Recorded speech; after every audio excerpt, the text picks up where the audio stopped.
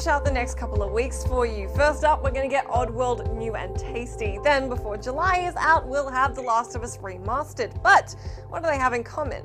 Well, almost nothing. You've got the heartfelt human story of the apocalypse and the story about a creature called a Mudicon. However, they are both games that have been remade. Well, technically one's classified as a remake and the other is a remaster. While remakes are certainly not always spectacular or even popular, there are some exceptional ones like Sid Meier's Pirates, one of my all-time favorites, as well as the horrifying Fatal Frame 2 Wii Edition and Metal Gear Solid The Twin Snakes. Then there are the 4 games that actually made it into my video, so I'll move on to them.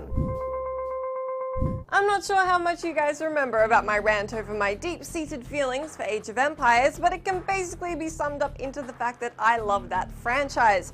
Also, apparently do a lot of you, since just last year Age of Empires 2 got its own HD remake.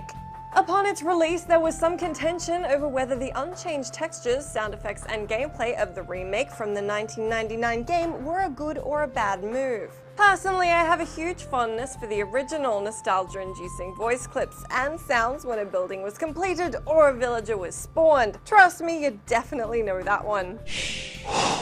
What was worked upon for the remaster was the fact that the game runs very well on modern PCs, where it didn't before. And since it moseyed over to Steam, the game is now compatible with the mod-filled workshop and includes an exclusive second expansion pack. The online multiplayer has been improved, which has spawned an active community, and it's still unapologetically old school. If pouring hours into campaigns and slow-paced real-time strategy gameplay was never your jam, then maybe leave this one be. But Age of Empires 2 is still an old-school strategy classic.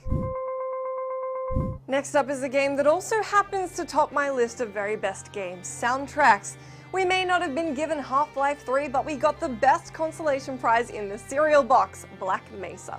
Built in the Source engine, Black Mesa is technically a mod, but distributed on Steam thanks to fan attention through Steam Greenlight. The game is a concoction by Crowbar Collective, who totally remade 1998's Half-Life, with more varied environments and more challenging and realistic gameplay, thanks to Source's physics engine. This impeccable remake has had real heart and soul poured into it by the 40-person dev team of volunteers, and it really shows. Valve themselves said prior to release that they were as eager to play Black Mesa as everybody else. Whether or not you've played Half-Life recently or at all, Black Mesa is worth your time. But just keep in mind that the game's later stages are still in production for a future release. Sony have been touting how awesome remakes are because they let gamers experience masterpieces that they may have previously missed out on. Nowhere is this more true than the Ico and Shadow of the Colossus collection on PS3. Team Ico originally developed these games for the PS2, where they suffered from scarce availability in the case of Ico, and near unplayable frame rates in the case of Shadow of the Colossus. For the remasters, the enchanting stories and gameplay were left untouched, but the graphics were remastered for 1080p displays, the frame rate issue was sorted out, and now you could play Ico without paying $150 for it on eBay. These are brilliant examples of a well-chosen remaster, where the process helped fix and get the games into the hands of a wider audience. Finally, we've got the fabulous Resident Evil remake for GameCube.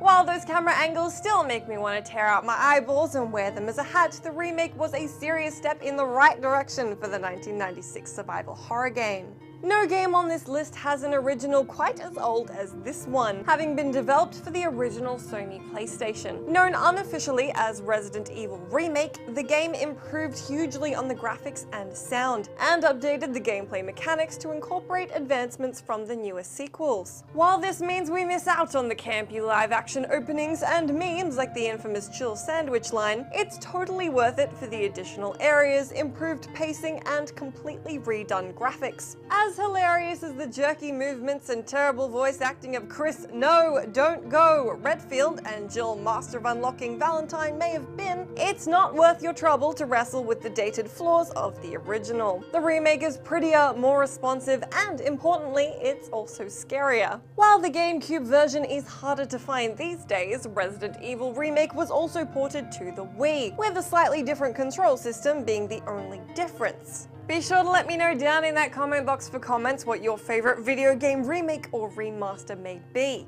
And in the meantime, since we won't be playing the original Resi anymore, let's enjoy some of these infamously terrible lines. I'm gonna go back and listen to the Black Mesa soundtrack. I will see you soon. But how about you, Barry? I have this. Thank you. I'll take this then. No! Don't go! That was too close. You were almost a Jill sandwich. You're right. It's not just a poisonous snake.